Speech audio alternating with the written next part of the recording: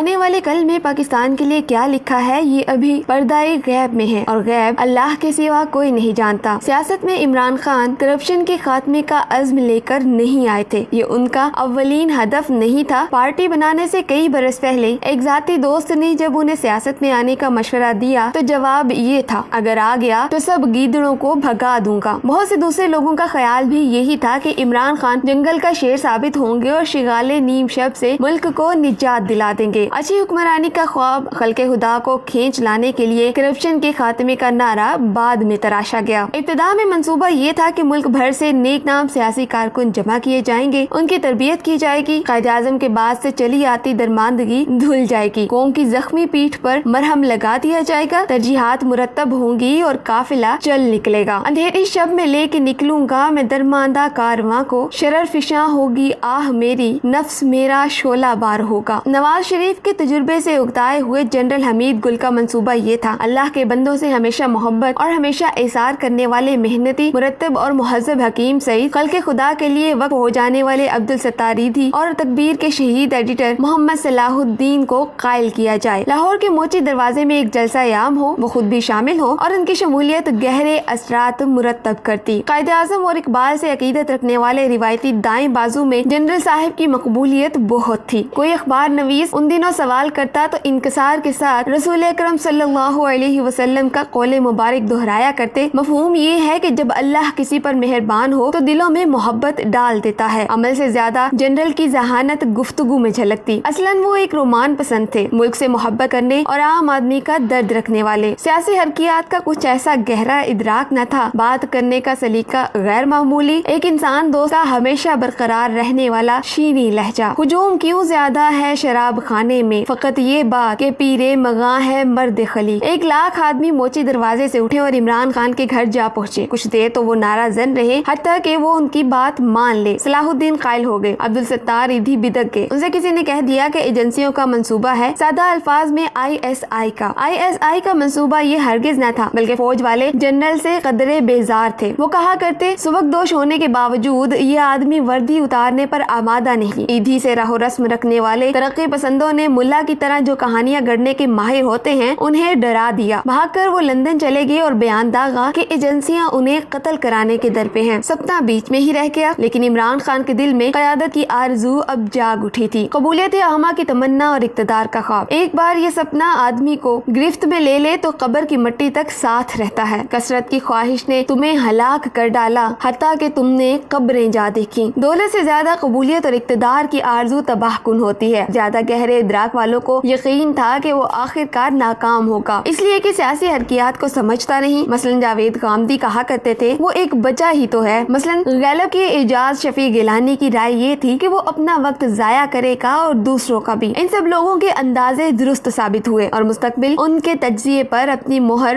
ثبت کرے گا۔ اب یہ آشکار ہے کہ عمران خان کے مقدر میں کوئی کارنامہ نہیں، وجوہات واضح ہیں، اس کا ذہن سیاسی نہیں، موضوع مشیروں کا انتخاب نہیں کر سکتا، ترجیحات طے کرنے کا سلیقہ ہی نہیں، اپنی برگزیدگی کا احساس شدید ہے۔ اکتوبر 2012 میں اس کی ایک کتاب میں اور میرا پاکستان کی تقریب رونمائی کے ہنگام کسی بات پر جھلا کر میں نے کہا کہ کیا تم مہاتیر محمد یا قائد اعظم ہو؟ فرمایا، میں تمہیں بن کر دکھاؤں گا۔ قائد اعظم اور مہاتیر تو کیا، وہ عمران بھی نہیں رہا۔ ڈرگ ریگولیٹری اتھارٹی پر مسلط مافیا کا محاسبہ کر سکتا ہے اور نہ خون آشام بجلی کمپنیوں کا۔ ہاں، نواز شریف کو رلا سکتا ہے اور جہانگیر ترین کو بھی۔ خلق خدا کو پوچھنے کا حق ہے کہ پھر تم اور تمہارے جیسے کچھ اور لوگ 15-16 برس جھک کیوں مارتے رہے؟ اس لیے کہ بے نظیر بھٹو، آصف زرداریوں اور نواز شریفوں سے ہم تنگ آ چکے تھے۔ چمن کے رنگ و بو نے اس قدر دھوکے دیے ہم کو کہ ذوقے گل بوسی میں ہم نے کانٹوں پر زبان رکھ دی۔ خان میں ہم لوگ عزم سمیم پائے جاتے۔ حسن زن یہ تھا کہ جس طرح کرکٹ شوکت خانم اسپتال اور نمل کالج کو اس نے اداروں میں ڈھالنے کی کوشش کی، سیاسی پارٹی کو بھی بالآخر انسٹیٹیوشن بنا دے گا۔ ہم بھول گئے کہ ہر آدمی کی محدودات ہوتی ہیں، کچھ کارنامے وہ انجام دے سکتا ہے اور کچھ دوسرے کام کرنے کا اہل نہیں ہوتا۔ کرکٹ میں ایک بنی بنائی ٹیم اسے ملی تھی، بہترین طور پر جس سے اس نے کام لیا،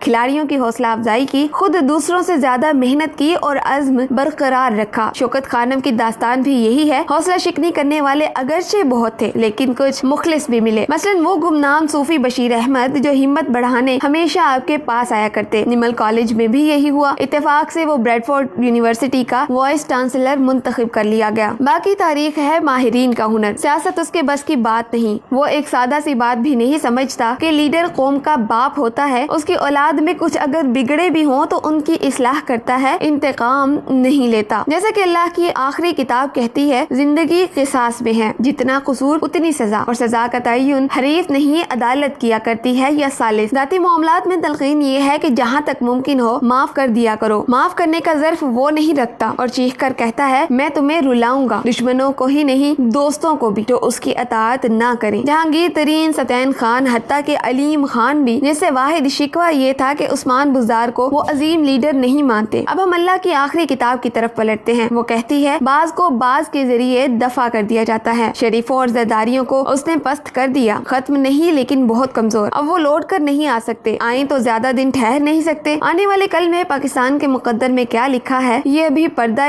غیب میں ہے، اور غیب اللہ کے سوا کوئی نہیں جانتا۔